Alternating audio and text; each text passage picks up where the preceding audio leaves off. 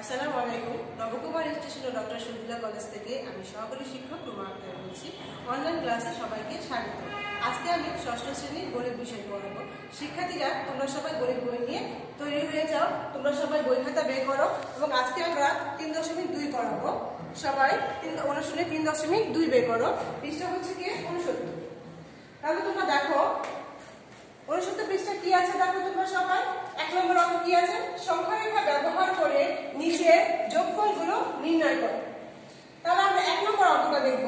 1 নম্বর অঙ্কতে কি আছে দেখো। ক নাম্বার 9 প্লাস, এখানে একটা ব্র্যাকেট দেওয়া আছে, কারণ আমরা জানি কোন সংখ্যার আগে যখন মাইনাস থাকে তখন অবশ্যই সেটা মাইনাস দিয়ে বসাতে হয়। আমাদের প্রশ্নটা সেইভাবেই করা আছে যে 9 প্লাস ব্র্যাকেট দিয়ে -6।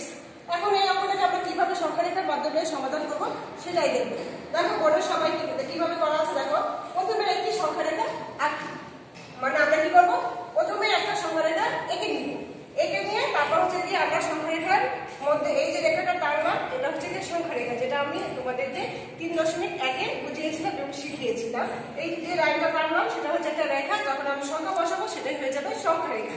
তাহলে দেখো আমরা জানি যে ডান দিকে হচ্ছে কি ধনাত্মক সংখ্যাগুলো বসাই এবং বাম দিকে ঋণাত্মক সংখ্যাগুলো বসাই। তাহলে আমরা প্রথমে কি করব, মাঝ বরাবর অথবা আমাদের সুবিধার্থে কর্নারে, কারণ সংখ্যাগুলো বেশি হওয়াতে আমি একটু মাঝ বরাবর থেকে একটু দূরে আমি কি করলাম, এভাবে দাগ থেকে একটা শূন্য টানলাম। তারপর হচ্ছে গিয়ে ধনাত্মক দিকে 1 থেকে 10 পর্যন্ত সংখ্যা বসালাম, কারণ আমাদের এখানে দেখো ধনাত্মক সংখ্যা 9 পর্যন্ত দেওয়া আছে, যার ফলে আমার সুবিধার্থে আমি 10 পর্যন্ত লিখে নিলাম। তারপর হচ্ছে গিয়ে আমি এখানে 3 পর্যন্ত নিলাম, 1 2 3, এবং এখানে -6 ছিল, এখানে আমি 3 পর্যন্ত কেন নিলাম, যখন আমি পরবর্তী অবস্থাতে বুঝাবো তখন তোমরা বুঝতে পারবে যে এখানে 3 পর্যন্ত কেন নিলাম। এখন দেখো এখানে দেখো আমি কি করেছি, সংখ্যা রেখার 0 বিন্দু থেকে, এখানে দেখো সংখ্যা রেখার 0 বিন্দু থেকে ডান দিকে প্রথমে 9টা অতিক্রম করে 9 বিন্দুতে পৌঁছায়। এখন দেখো তোমরা, আমরা যখন এখানে সংখ্যা রেখা 0 বসিয়েছিলাম সেখান থেকে 9টা ঘর অতিক্রম করতে বলেছে।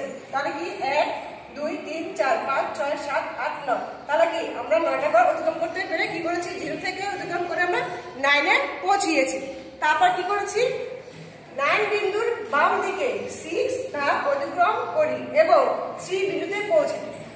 9 থেকে 6 করো, 1 2 3 4 5 6, এই 3 বিন্দুতে পৌঁছালাম। তারপর কি করেছি দেখো, তাহলে 9 ও -6 এর যোগফল হবে 9 প্লাস -6 ইকুয়াল কত হবে, 3। এখানে তখন আমরা জানি যে প্লাস মাইনাসে কি হয়ে যায়, মাইনাস হয়ে যায়। ভালো করে দেখো, আমি যখন তোমাদেরকে সমাধানের অঙ্ক বুঝিয়েছিলাম তখন আমরা জানি যে মাইনাস প্লাসে কি হয়ে যায়, মাইনাস। তা আমাদের অঙ্কের মধ্যে দেওয়া আছে 9 প্লাস ব্র্যাকেট দিয়ে -6 ইকুয়াল কিছু কি দেওয়া না। এখন আমরা সে কি করবো, সমাধান করবো। সমাধানে কি আসে, 9 এই প্লাস মাইনাসে, তারপর হলো 6, তারপর 3। তাহলে আমরা কি বুঝতে পারছি, যখনই আমাদের কোনো সংখ্যা এভাবে দেওয়া থাকবে যে সংখ্যা রেখার সাহায্যে বুঝাও অথবা সমাধান করো, তখন প্রথমে আমরা কি করবো, একটা সংখ্যা রেখা আঁকবো। একে এই যে সংখ্যাগুলো গিয়ে বসালাম, সেগুলো কিভাবে বসালাম সে সম্পর্কে আমরা অবশ্যই বর্ণনা দিব। বর্ণনার মাধ্যমে আমরা যোগ বিয়োগ করে সেটাকে কি করবো, সমাধান করবো। শিক্ষার্থীরা দেখো, এতক্ষণ আমি তোমাদেরকে ক নম্বর অঙ্কটি বুঝালাম। এখন খ নম্বর দেখো, একই কথা একই জিনিস, শুধু হচ্ছে গিয়ে সংখ্যাগুলো আগে পড়া হবে আর হচ্ছে গিয়ে কম বেশি হবে। দেখো খ নম্বর কি লেখা আছে, 5 প্লাস -11। তাহলে সেই একইভাবে আমরা কি করবো, প্রথমে একটি অঙ্ক সংখ্যা রেখা আঁকবো, তারপর হচ্ছে গিয়ে সংখ্যা রেখায় সংখ্যাগুলো বসাবো।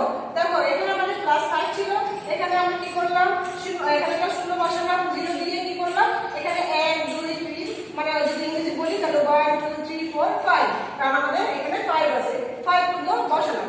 তারপর দেখো কি আছে, -11। এখন -11 ক্ষেত্রে আমাদের কি আসে দেখো, এখানে আমরা কত বসাবো, ওইখান থেকে বসিয়ে, মানে হচ্ছে কি এই 0 বিন্দু থেকে আমরা আমাদের মাইনাস সংখ্যাগুলো বসাবো। আর মাইনাস সংখ্যাগুলো কোথায় বসাবো, ঋণাত্মক দিকে। এখন আমি সংখ্যা রেখা বোঝানোর ক্ষেত্রে আমি যে এখানে বাংলা কথাগুলো লিখেছি সেগুলো থেকে আবার তোমাদেরকে বোঝাচ্ছি যে কিভাবে সংখ্যা রেখাটা এসেছে। দেখো সংখ্যা রেখা 0 বিন্দু থেকে ডান দিকে প্রথমে 5 ধাপ অতিক্রম করে 5 বিন্দুতে পৌঁছায়। দেখো এখানে আমরা 0 থেকে 5 বিন্দুতে পৌঁছালাম। তারপর কি করলাম, তারপর 5 বিন্দু বাম দিকে 11 ধাপ এবং -6 বিন্দুতে পৌঁছাই। আমরা -1 -2 -3 -5 -5 -4 -5 -6 বিন্দুতে পৌঁছালাম। তারপর কি হলো পৌঁছালাম, তাহলে কি হলো 5 ও -11 এর যোগফল হবে 5 প্লাস -11। যে কথাটা আমি একটু আগে বলেছিলাম যে প্লাস মাইনাসে কি হবে মাইনাস, তাহলে 5 থেকে যদি -11 বিয়োগ করি তাহলে আমাদের কি হবে -6 হবে। যেভাবে এভাবে হয় যে 5 প্লাস মাইনাসের -11 ইকুয়াল টু -6। ঠিক আছে, যেটা আমি এভাবে সরাসরি তোমাদেরকে করে দেখিয়ে দিলাম, কারণ একটু আগে তোমাদেরকে আমি বুঝিয়েছিলাম। শিক্ষার্থীরা, আমি যে তোমাদেরকে 1 নম্বরের 3.2 এর 1 এর যে ক খ করালাম, ঠিক একইভাবে তোমরা গ এবং গ অঙ্কটি সমাধান করবে। কারণ একই নিয়ম, শুধু হচ্ছে গিয়ে তুমি সংখ্যা রেখা বসাবে এবং সংখ্যাগুলো চেঞ্জ থাকবে, সেগুলো ধনাত্মক এবং ঋণাত্মক করে তারপর হলো গিয়ে সে দুটো সমাধান করবে। যে দুটো করালাম সে দুটি ভালো করে শিখবে এবং সেগুলো অনুসরণ করবে। অনুসরণ করলেই তোমরা বাকি যে দুইটা আছে সেই দুইটা অবশ্যই নিজে করতে পারবে। আর যদি না পারো তাহলে তো আমরা তো আছি, অবশ্যই করে দিব তোমাদেরকে। তাহলে দেখো আমরা এখন 2 নম্বরে যাই। দেখো 2 নম্বর কি লেখা আছে, সংখ্যা রেখা ব্যবহার না করে নিচের যোগফলগুলো নির্ণয় করো। এতক্ষণ আমি কি করলাম, সংখ্যা রেখা ব্যবহার করলাম। এখন কি করবো, সংখ্যা রেখা ব্যবহার করবো না। সংখ্যা রেখা ব্যবহার না করে কিভাবে যোগফল নির্ণয় করা যায় সেটা এখন দেখবো। ক নম্বরে দেখো কি লেখা আছে, ক নম্বরে লেখা আছে 11 প্লাস -7 এটা। তাহলে আমরা কি করবো, এখানে 11 লিখবো, 11 লিখলাম, তারপর হচ্ছে গিয়ে এই যে প্লাস মাইনাসে কি হয়ে যাবে মাইনাস। আমি জানি যে অবশ্যই তোমরা জানো, কারণ প্লাস মাইনাসে যে মাইনাস হয় সেটা তোমরা জানো। তাহলে প্লাস মাইনাসে কি হলো -7। এখন আমি যদি 11 থেকে -7 করি তাহলে কি হচ্ছে এখানে 4। তাহলে আমরা সমাধান কি পেলাম, সংখ্যা রেখা ছাড়া যোগফল কি পেলাম +4। এখানে যেখানে সংখ্যা নেই সেখানে আমরা প্লাস মনে করি, তাহলে এটা आंसर হলো কি +4। তারপর দেখো ক নম্বর কি আছে, ক নম্বর আছে -13, তারপর হচ্ছে কি +18। এক্ষেত্রে আমরা কি করবো, দেখো -13 লিখবো, আর এখানে হচ্ছে প্লাস প্লাসে কি হবে প্লাস, তাহলে এখানে 18 লিখলাম। এখন আমরা এখানে সাইন রাখা রাখ করে দেখাই, যেহেতু তোমরা নতুন। 18 থেকে মানে 18 থেকে 30 বিয়োগ করলে কি আসে 5। তাহলে আমরা এখানে কি বসাবো 5। তারপর দেখো ক নম্বর -10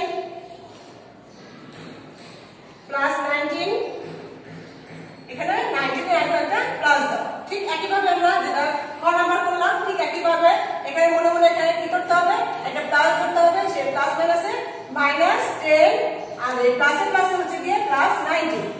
এখন ঠিক একইভাবে যোগ বিয়োগের নিয়মে আমরা কি করব, এই 19 থেকে যে 10 থাকে সেটা বিয়োগ করব। এখন 19 থেকে যদি আমি 10 বিয়োগ করি তখন কত আসে 9 আসে। তাহলে আমরা এখানে কি বসাতে পারি 9। দেখো তারপর করলাম 2 এর ক খ গ, এখন আমরা গ করব। দেখো এখানে কি লেখা আছে, -1 প্লাস -2 প্লাস -3।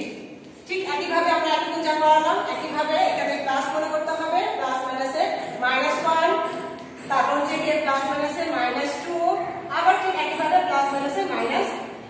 এখন আমরা যোগ নিয়মে করব, হচ্ছে গিয়ে দেখো আমরা যদি উপর থেকে সংখ্যাটা বসাই -2 -3 -5।